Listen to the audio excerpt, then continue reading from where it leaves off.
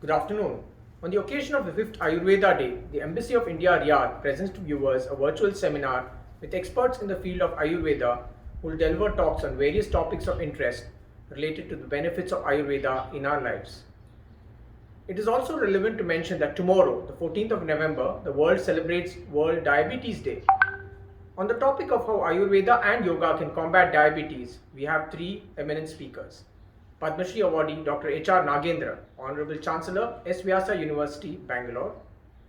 Then we have Padma Bhushan Awardee and renowned scholar Dr. David Frawley, veteran Ayurvedic scholar, author and founder director of the American Vedic Institute, USA. Finally, we have Dr. Akshay Anand of the Postgraduate Institute of Medical Education and Research, Chandigarh, who will talk on the latest research on how Ayurveda can combat diabetes. On the topic of the benefit of Ayurveda in our daily life, we have two eminent speakers. Dr. B.R. Ramakrishna, Vice Chancellor, S. Vyasa University, and also former principal of the Sushruta Ayurvedic Medical College and veteran Ayurvedic doctor. And we also have Dr. Ishwar Chandra of Apurva Ayurvedic Research Center, Punjab. We hope the viewers benefit from these sessions. We begin with a message from the Ambassador, His Excellency Dr. Asaf Saeed, on the occasion of the 5th Ayurveda Day. Thank you. Okay. Today, that is November 13, 2020, we are observing the 5th annual Ayurveda Day throughout India. The day assumes special significance as this year's theme is Ayurveda for COVID-19 pandemic, wherein the potential role of Ayurveda in the management of COVID-19 pandemic would be highlighted.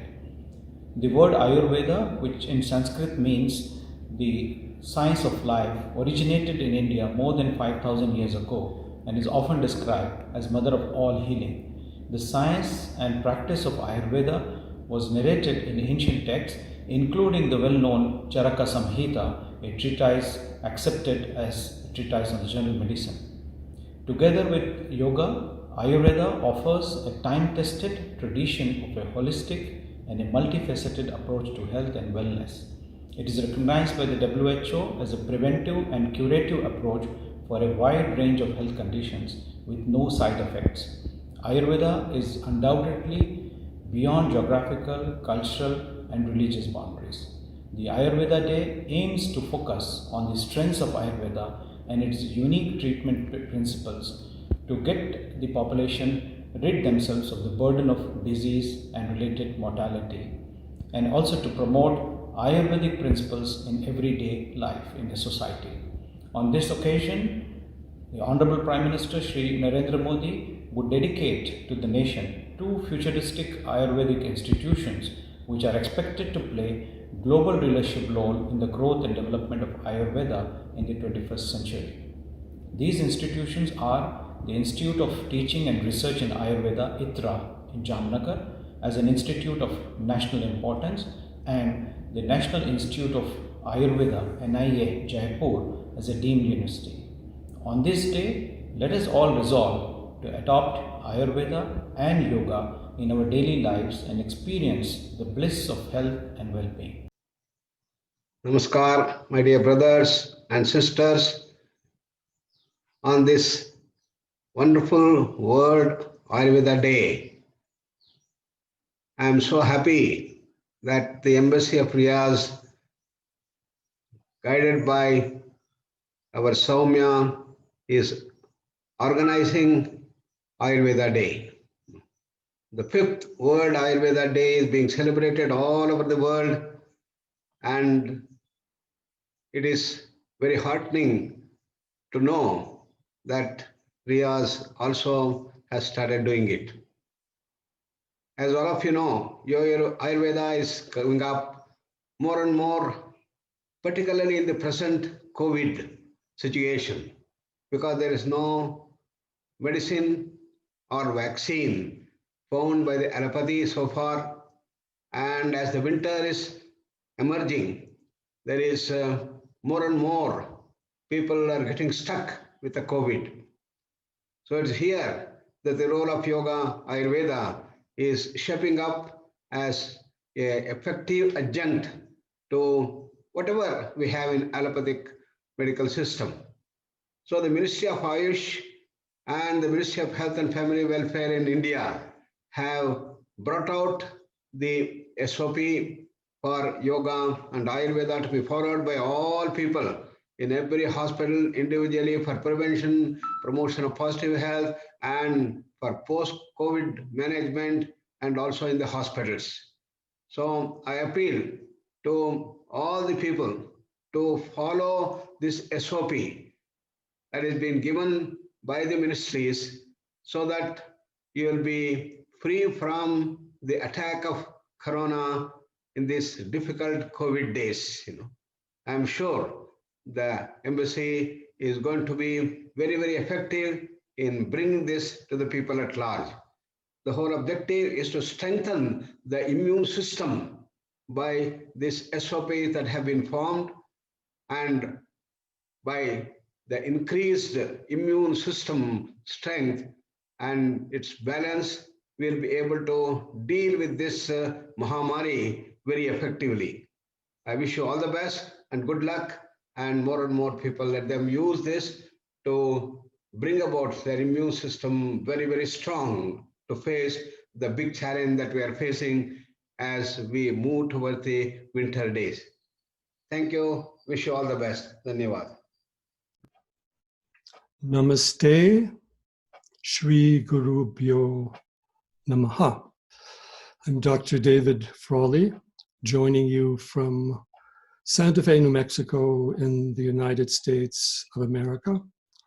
I'm very happy to be with you relative to the Indian Embassy in Saudi Arabia for the important event of International Ayurveda Day.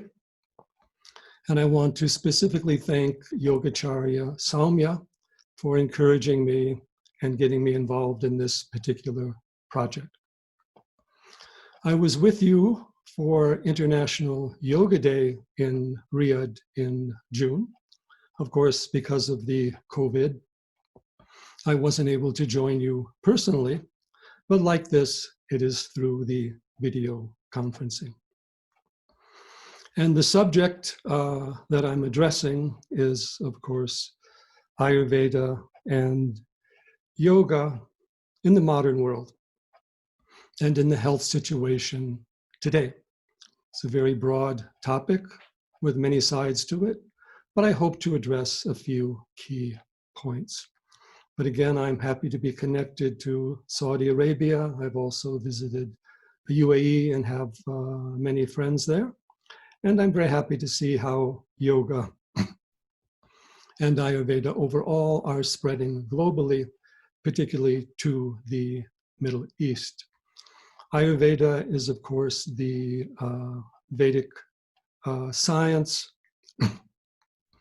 or as I also say, a yogic science of healing for body, mind, and consciousness, for the individual, for the society, and for the planet as a whole. So it's a very broad, holistic, integral system of optimal well-being. And it addresses not simply the treatment of disease, but the principles of right living overall. And these include dietary factors, herbs and medicines, exercise, everything we do at a daily level, work, recreation, patterns of sleep, relaxation, all of that forms the fabric of our lives and determines our overall health and well-being. And this has been addressed in Ayurveda through the centuries. What are the properties of the different food items, different ways of cooking? What are the properties of different herbs, different aromas, different oils, all the factors that make up our lives, and which we encounter through the world of nature, heat and cold, dampness and dryness, wind, seasonal changes, aging changes, and the entire fabric of our existence. So I'm very happy to be with you today and to see the enthusiasm from so many people.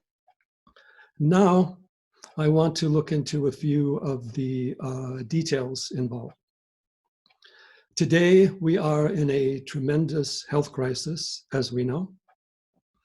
Even though we've made great achievements in modern medicine, through drugs, through surgery, medical testing, vaccines, so many things, we find ourselves in the early part of the 21st century with a global pandemic that is challenging our entire way of life, and to some extent has been produced by our information technology in the sense that it is spread through travel, communication that we have.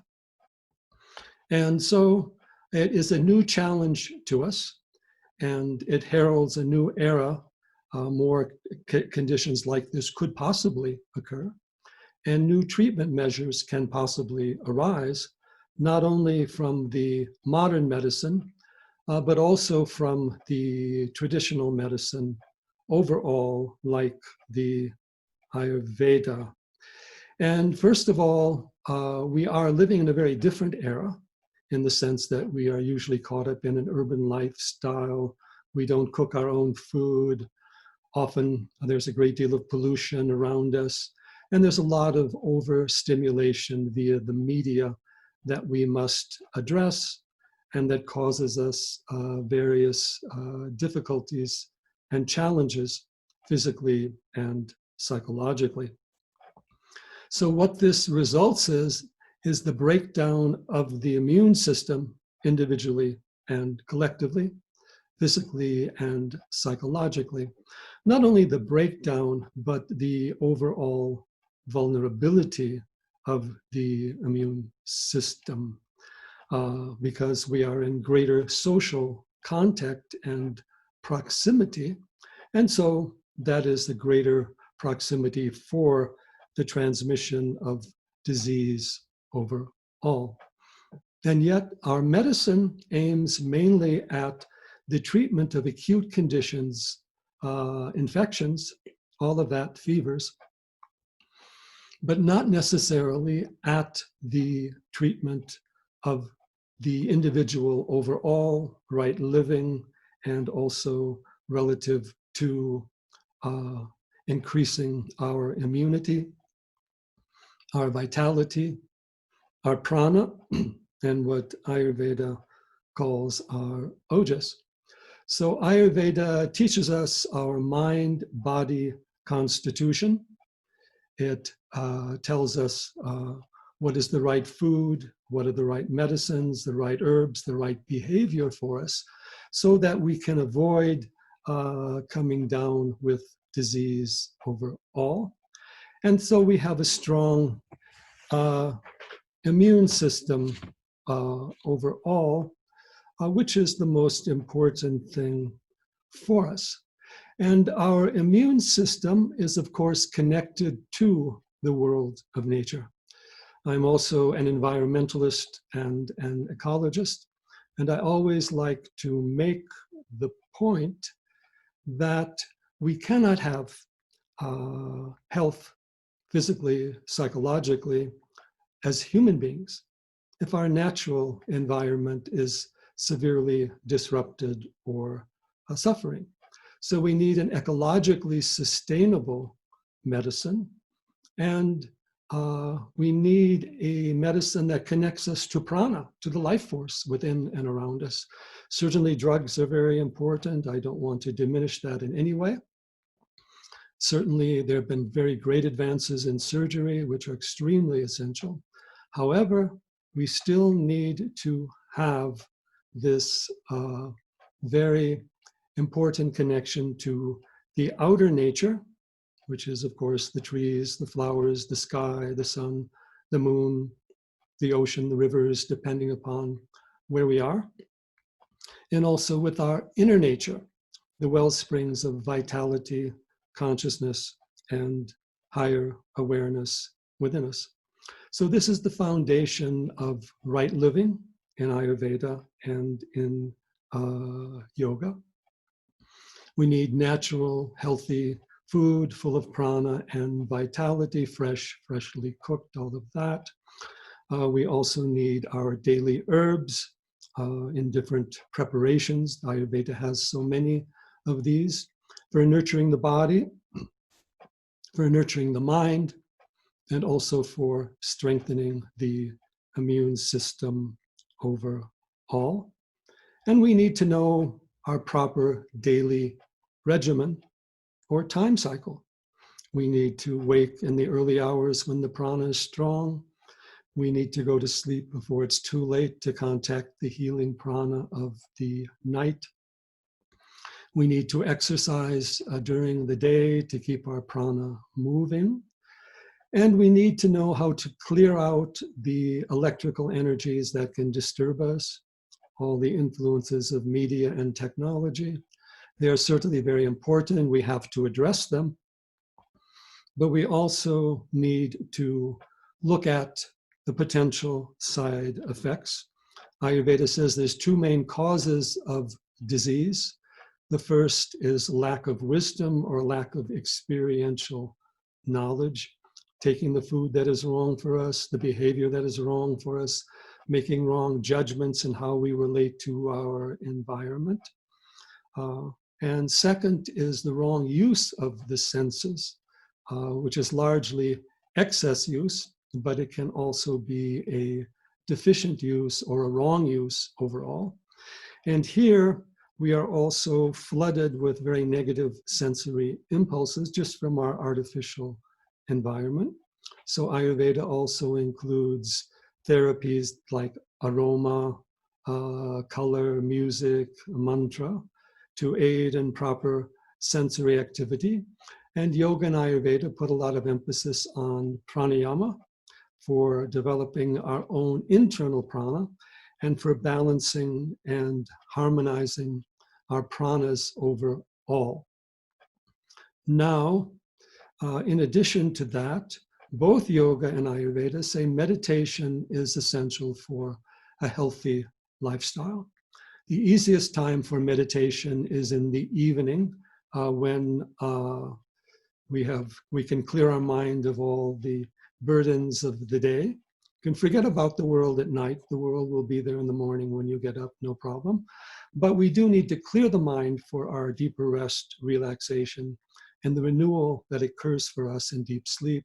So meditation in the evening is very good.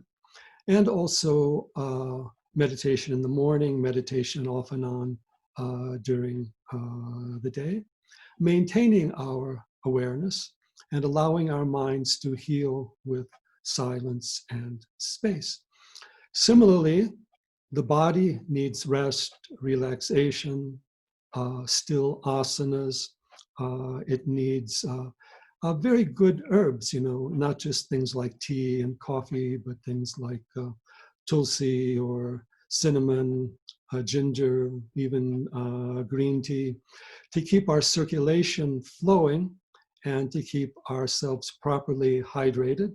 In Ayurveda, we also emphasize the right use of oils. There's very special Ayurvedic herbal oils that can be directed towards the head, the back, the spine, or wherever we have issues to bring in an additional level of healing. And again, Ayurveda teaches us our proper lifestyle overall relative to our dosha constitutions, Vata dosha, Pitta dosha, Kapha dosha, which we then highlight further through our examining of the gunas and promoting sattva guna, peace, calm, harmony, balance, well-being, kindness, compassion, all these things, so that we're not causing disease and problems at a behavioral level, that we are putting out good prayers, good wishes, and asking for the healing powers, the beneficence of this wonderful universe of consciousness to be shared with and given to all. So Ayurveda Day is a day of healing. It's a day of spiritual and ethical upliftment. It is a day to examine our medical systems and see how to improve them. I know there is also now this World Diabetes Day. Diabetes is one of the main diseases we need to address, but these all tend to be predominantly lifestyle diseases that we can remove, first of all, by changes in our behavior. Again, realignment with nature, realignment with our inner self and divine essence. And then on top of that, medicines will work much better. So with these words, I'm very happy to be with you again, to share your presence. And at this point, let us all take this great healing forward for the benefit of all. Shri Guru Bhyo Namaha. Hari Om. Namaste friends.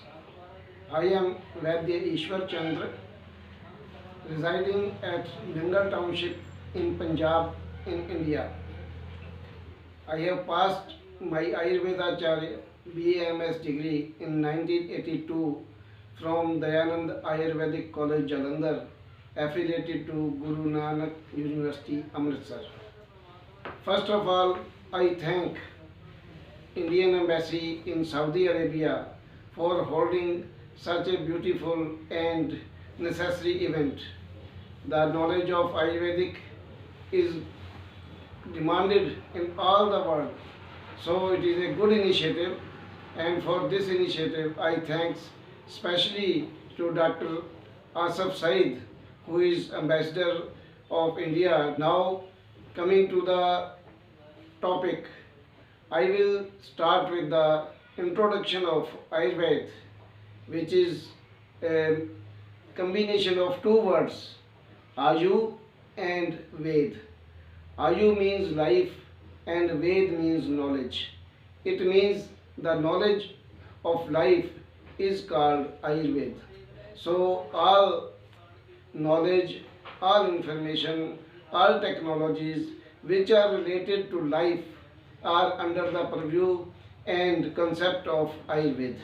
Though the ancient verses which are centuries old and the modern technologies developed now, which are called modern technologies, modern system of medicine, is under the scope of Ayurveda. And in Ayurveda we have to understand the status of a healthy person. The healthy person is described very beautifully by our Rishi Sushruta, who is the first surgeon of this word. Samadosha, Samagni, Samadhatu, Malakriya, Prasanna Atmendriya Manaha, Swastamiti Abhidhiyate. In simple words, if we can explain it, it is the functions and structure of all the body parts and organs in perfect position, and with that emotionally, mentally, physically, mentally, emotionally, spiritually and socially we are in a joyous state. The joyous state is very important in this line. Without the joyous state, the health is not complete. Similarly, the duty of an individual is to keep himself healthy. This is also a duty and also an asset. In Ayurveda, the ultimate aim of life is described as salvation. Salvation means moksha. It means if our body is perfect, is in healthy state, then we can achieve this goal. To achieve this goal, we have to maintain our healthy status. And the basic principle of Ayurveda is like the philosophy in Indian darshans, Indian philosophers, the Yatha Pinde Tatha Brahmande. As it is in universe, so it is in the body. So the concept is believed to be the whole universe is made of 5 elements: Akash, Vayu, Agni, Jal and Prithvi. And similarly, our body is also made up of all these five elements. And to achieve the healthy status, a person has to keep the five elements in his body or her body with the five elements of this universe. If there is a harmony, there is synchronization in these elements, the person is said to be healthy. And to achieve that goal, this goal, the Ayurvedic saints and rishis or scientists have described a very useful our daily routine, which is called dinacharya, and then there is ritucharya, and for mental and health and spiritual health there are sadvrits. If we follow the Ayurvedic principles, we can maintain our healthy status up to optimum. The routine starts with the awakening till sleep in the night. It is directed that a person should awake before the sunrise, then after his normal defecation, urination and dental cleanliness, he should take bath, and then he should do some exercise or yoga. This is to keep our body fit, and then we make the yogic and dhyan, which is called to be meditation, to keep our mind stable and in harmonious position. All this routine is to be followed daily. Similarly, we do both mental and physical activities daily to keep our living less. And in this process, we pollute our environment. To clean the environment, there is a procedure which is called Havan or Agnihotra, which is to we instill healthy substances in atmosphere so that the damage which we have created to the environment, we should repair that. The Havan or Agnihotra is to be done twice a day, daily. In such a position, we have been described how to eat, what to eat, when to eat, where to eat. All these things are described in our text, Ayurvedic text. Basically, there are fundamentals which are to be followed universally. We should eat healthy, fresh food, the seasonal food. We should not eat more than the appetite. We should eat less than the appetite. We should eat sitting in a comfortable position and in joyous mood. We should eat regular. We should not eat monotonous food. We should have variety of foods. In Ayurveda, the variety of food is described by Shad Rasha, Madhur, Lavan, Amla, Tikt, Katu and Kashaya. All the fundamental rases, which are the basic chemical structures of the food, should be included in our diet. There is no concept of calorie calculation, but it is given in our books that how can we judge that the food is okay. If we are able to do our daily work, if we sleep well, if we defecate well, if we urinate well, all our physiological functions are well and in routine, then the food is okay. So the fundamentals of Ayurvedic system are more practical than the complicated calorie calculation system. Similarly, there is a direction for how to do exercise. If we feel fatigue and not working after the exercise, it is over exercise. So we should calculate our strength and do exercise accordingly. This is as per described. Note the hourly description, 1 hour, 2 hour or half an hour. But when you feel weakness or when you feel fatigue, we should stop our exercise. This is the principle of Ayurveda. And similarly, after this, we have to follow the Ritucharya, means seasonal changes. If there are seasonal changes, like If there is winter, we should wear warm clothes. If it is summer, we have to take more water. So we have to follow the Ritucharya. When there is a change in season, we have to change our daily routine. And for mental and spiritual health, there are sadhvrits. Sadhvrit means the good habits and good characters. Like we should speak truth, we should be dutiful, we should not feel jealousy, we should not be arrogant. All these things help us keeping our mental and spiritual health in good status. So a person who wants to be in a good status of health or healthy status, he has to follow all the principles of the Ayurveda. And accordingly, if we get diseased, we have to get the medicine which are more system friendly and not producing any other side effects or other disease. Now coming to the diabetes. Diabetes is considered in our text as a prameh.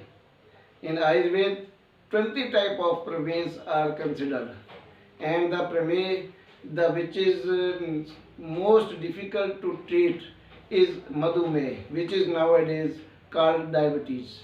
In diabetes, the stress is a main cause. Non-working, non-physical effort is also the second. Genetics is the third. So after all these things which are considered in Ayurveda, there is a remedy for that. We should keep our mind free of stress, and to keep our mind free of stress, we have to follow the yogic exercises. We should meditate. The yoga, which is a part of Ayurveda, tells us that we have to slow down. We have to slow down and meditate. When we meditate, our systems follow the nature. And if insulin secretion is not increased by the yogic exercises or the diabetes, these procedures tell our body to how to, they train our body how to cope with the less insulin production. So when we follow yogic exercise, which is a stress-free living style in which we have to be honest, truthful, non-arrogant, all these things keep us in a mental state which is good for our health and necessary for our health. And a healthy status is required to treat the diabetes. Similarly, we should have good food habits, we should be good metabolism, so that our body can cooperate with the complications of the diabetes, which is now a very prevailing disease. Now I am very glad that such initiative is taken by the embassy in Saudi Arabia to educate and tell the world of Saudi Arabia how the Ayurveda and Yoga can help to treat the diabetes and manage the diabetic people's agonies. Thank you very much. Thanks. Gurubhyo Namaha Harihi Om. Greetings from Dr. B.R. Ramakrishna, Vice Chancellor, Swami Vivekananda Yoga Anusandhan Samsthan, that is S. Vyasa deemed to be University, Prashanti Kutiram, Bangalore, Director, Sushruta Ayurvedic Medical College and Hospital, Prashanti Kutiram, Bangalore. First of all, let me congratulate the Indian Embassy, Riyadh, Saudi Arabia, and International Yoga Club, who are inclined to celebrate the National Ayurveda Day that happens to be on 13th November 2020. Their main focus with reference to the National Day of Ayurveda, our wish is that it should become an international day too. The management of diabetes through Ayurveda. Friends, yoga and Ayurveda are the two earliest system of healthcare known to the mankind since time immemorial. In fact, according to historians, it is more than 5,000 years back this system of healthcare has come into existence and it is popular even today. Yoga and Ayurveda are something like the two faces of the same coin. The fundamental principles, the aim and objectives, the vision and mission, almost the same. Coming to the diabetes, today, no doubt the modern system of medicine has reached its zenith in managing diabetes. They have wonderful method of investigation, and when it comes to the management, they have some of the compounds which are used orally, and when the condition becomes resistant, they have insulin, which is the really the boon for the control of diabetes. But strictly speaking, no cure for that matter. Once a man becomes diabetic, whether it is primary or secondary, it continues throughout the life. Why this is? It is simply because these are non-communicable diseases which are manifested due to altered lifestyle and the stress. The lifestyle plays an important role in preventing, controlling and curing diabetes mellitus. Yoga talks about the 8 steps of practice: yama, niyama, asana, pranayama, pratyahara, dharana, dhyana, samadhi, which we call it as Ashtanga Yoga, for health, happiness and bliss. Ayurveda is also of Ashtanga. The 8 branches of Ayurveda primarily talks about prevention and cure of the disease and promotion of positive health through ahara. Ahara is our food and drinks. Vihara, our practices. Vichara, our thoughts. Achara, our daily regimens. Vyavahara is our occupation and profession. If a person follows properly according to his body constitution, what we call it as prakriti or personality, ahara, vihara, vichara, achara and vyavahara, he can prevent not only diabetes, any of these communicable or non-communicable diseases, and also he can live healthy, happier and for a long period. And when it is necessary, Ayurveda do not use any of the chemical compounds in their treatment. Ayurveda picks up the herbs which are in the surroundings, which are in the nature. It may be turmeric, it may be ginger, cumin, garlic, neem, tinaspora, that is amrita, or amla. Amla is Indian gooseberry, such herbs which are available in the nature. And Ayurveda do use some of the minerals and metals, but not in their real form after they are subjected for proper purification and incineration, that is converting into ashes. In addition, Ayurveda has a wonderful line of treatment called whole body cleansing program, which is known as detoxification. This detoxification is known as Panchakarma, the fivefold methods of cleansing. In fact, Ayurveda believes that when the impurities are accumulated, what we call in terms of modern science as the free radicals, they need to be neutralized by using antioxidants, or they need to be removed, what is called as cleansed. So for that, Ayurveda has the Panchakarma line of treatment, and in addition, Ayurveda has what is known as daily regimens, from morning to evening, how an individual should lead the life, and seasonal regimens. You know, there are 6 seasons according to Indian thinking,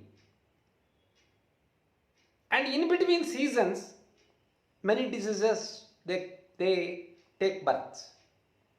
If a man follows specific lifestyle with reference to the season, what we call it as Rutucharya, many diseases can be prevented. So we say seasonal cleansing is required, daily regimens are required, seasonal regimens are required. In addition, one has to follow the code and conduct with reference to personal and the social, what we call it in Ayurveda as Swastha Vritta and Sadachara. If one follows these things, definitely diseases can be prevented. Coming to the diabetes, which is understood as Madhumeha in Ayurveda, is a lifestyle related diseases. An individual who do not do much of physical exercise, who is prone to eat more food than what he requires, and the stress, all these lead to the condition.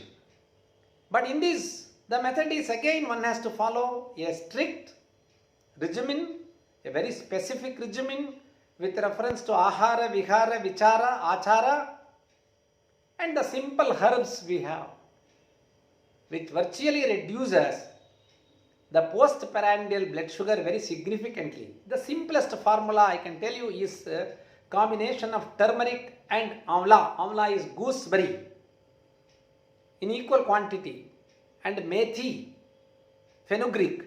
If these 3 are mixed in the form of powder and taken half an hour before principal meal, it certainly reduces the postprandial blood sugar. There are proven evidences, and Ayurveda can definitely become a supportive line of treatment with the modern line of treatment.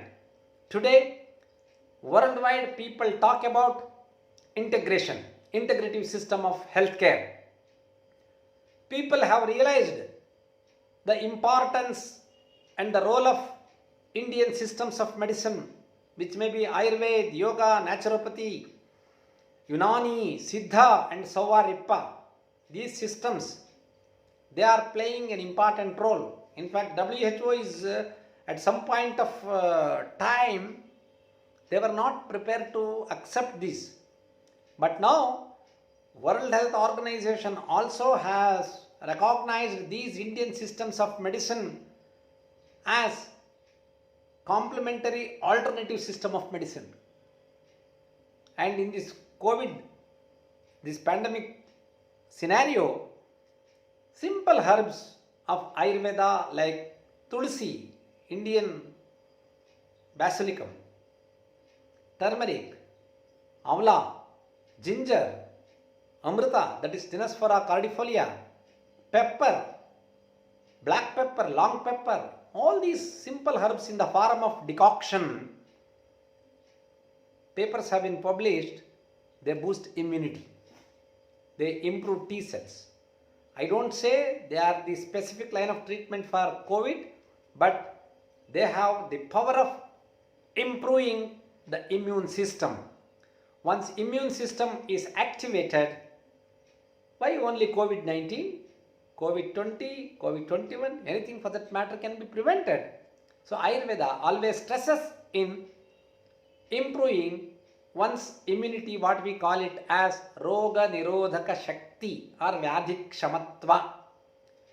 We have to activate that. For that, Ayurveda follows simple techniques like, again I repeat, Ahara, Vihara, Vichara, Achara, Vyavahara. By following a righteous of these helps to prevent diseases, promote positive health, and especially during the COVID-19 rehabilitation. Now, after people are discharged from the hospital, once the COVID test becomes negative, people are sent home. But it is observed now that many people are suffering with cardiovascular problem, nervous problem, psychiatric problem, pulmonary problem. But the solution is Ayurveda and yoga, especially in COVID rehabilitative programs, these and the preventive programs, the Ayush systems, particularly Ayurveda and yoga, they have wonderful alternatives, and many researches are being conducted, but definitely it comes to the limelight in very shortly how this Ayurveda and yoga can become real alternative system in the management of many non-communicable diseases, including diabetes, hypertension and other things. On this occasion of National Ayurveda Day, which we celebrate in India as Dhanvantari Jayanti, I am so glad that the Embassy of Saudi Arabia, in association with Academy of Yoga, has come forward to popularize and propagate the Indian system of medicine, particularly Ayurveda and yoga. And I am sure this celebration will awaken people for the available alternative therapeutic methods. With this, I wish everyone a very happy, prosperous and blissful life and free COVID society, free diabetic society. Thank you very much. Good luck. God bless everyone. Hello, a very good day to all of you at the Embassy of Riyadh, and special thanks to Mr. Asim and Swamya for inviting me to give a talk on this important day of the World Day of Ayurveda, as well as the Diabetes Day. This is an important day for us to make us aware of the importance of health and wellness in our lives, and to live a very nice personal as well as professional and social life, which is full of wellness at the mental level, physical level, emotional level, spiritual level, and all the levels as defined by the WHO, and also very well defined by what is called the One Health program. The One Health as prompts the human civilization to incorporate the ecology, the soil health, the animal health, the human health, and every aspect of human health that I just mentioned. It also gives me an opportunity to share with you some of our research findings in the field of Ayurveda and yoga. And I will just go through that in very briefly, as I will try to present to you some ideas of areas of research that can be taken up for the benefit of making the healthcare cost effective, useful, also important for others to be accessible to it, affordable to everybody, and especially the developing and the poor countries, as well as for the developed countries who are confronted with this pandemic, not only the pandemic of the one COVID virus that we are seeing, but also the raging lifestyle pandemic of various non-communicable diseases. So what I will do, I will quickly go through what I have in store for you, the slides, and take you through these ideas which I thought will be very important, and you will all like to learn a little bit of a time when we are confronted with the untreatability and failed clinical trials for not only COVID, for various disorders. We must look into what we have in reserve for us in our respective nations' traditional healthcare systems, whether it's Indian ancient techniques or the other techniques that belong to Africa, China, or even Arabic countries, your own country. So, in this particular presentation, I'm going to show you what we can do to bring these techniques forward for the benefit of all of us, especially with regard to diabetes, as it is one of the disorders that affects the other comorbidities. It may result in diabetic neuropathy, it can result in diabetic retinopathy, diabetic nephropathy, and so many comorbidities. But I will start my slide with the discussion on yoga. Yoga, as you might know, is an eight-limb path defined by Indian sage Patanjali, who called it a combination of some social and moral principles called the yama and yamas, followed by asanas, or the postures which you see and most often relate to it as a physical exercise, but it is much more than that. And then the pranayama, or the breathing techniques, and an inward mental technique by which you try to focus on the inside your human existence, inside your own awareness and consciousness. And then the dharana, dhyan, samadhi, which actually takes this inward experience or journey into more focused and concentrated um development on the inner development, the inner self, which incorporates self-compassion, self-healing, which incorporates meditation, and then finally the samadhi, or a increased level of consciousness, and a consciousness that can take you to a new level of heightened awareness of being, living in the present. And these are some of the benefits that have been known and published in various scientific literature of how these eight limbs of yoga that I mentioned, if combined nicely as yoga protocols, can help in reducing depression and anxiety, which is one of the causes of diseases such as diabetes, depression, and which may lead to further diseases such as hypertension, all the negative symptoms. It may impact sleep, it may impact cognition, attention, especially for kids, and even for people who are into sports, need to focus on their game, and they need sportsman spirit as well as a focus, as well as reduce depression, reduce anxiety of starting a 100-meter race or any wrestling championship. So there is a requirement for you to balance your mind with the body, and this is where the eight-limb yoga can help in bringing the neurotransmitters to a level so that, as shown in this slide, it may exert what is called the HPA axis control, or the hypothalamus pituitary adrenal axis control, which gives you control over the parasympathetic response, so that the response is not knee jerk, but it's more useful and attuned to giving the performance, whether at the studies level for the schools, for the sportsmen, the time they are doing the sports, or for us as healthy, for other individuals to live a happy and healthy life, which is devoid of the non-communicable or lifestyle disorders, which most of which are preventable, and they can be prevented by good intervention and early intervention in life. Studies have shown that it exerts effect on the neurotransmitters, the good transmitters, and reducing the bad transmitters such as dopamine, and increasing glutamate, GABA receptors, some the neurotrophic factors which feed and ensure neuronal health, such as what is called the brain-derived nerve growth factors, are also empowered by the practice of yoga.